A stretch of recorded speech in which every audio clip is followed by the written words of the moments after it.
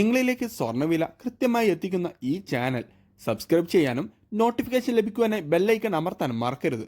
അതുകൂടാതെ നിങ്ങളുടെ ഓരോ ലൈക്കും വിലപ്പെട്ടതാണ്. ലൈക്ക് ചെയ്യാൻ മറക്കരുത് കേട്ടോ. ഇന്ന് രാവിലെ മുതൽ സ്വർണ്ണവിപണി നല്ല രീതിയിൽ വർധനവ് രേഖപ്പെടുത്തിയിരുന്നു. ഇത് വിൽക്കാനുള്ളവർക്ക് വമ്പൻ ലാഭം തന്നെയാണ് നൽകിയത്. പക്ഷേ വൈകുന്നേരം വീണ്ടും വിപണിയിൽ കുറവാണ് രേഖപ്പെടുത്തിക്കൊണ്ടിരിക്കുന്നത്. അന്താരാഷ്ട്ര വിപണിയിൽ ഒരൗൺസ് സ്വർണ്ണത്തിന് $2,320 പരിധിയിലാണ് ഇപ്പോൾ വ്യാപാരം പുരോഗമിച്ചുകൊണ്ടിരിക്കുന്നത്. തങ്കവില ഗ്രാമിന് 7,140 രൂപയിലും ഇന്ന് 22 കാരറ്റ് സ്വർണ്ണവിലയിൽ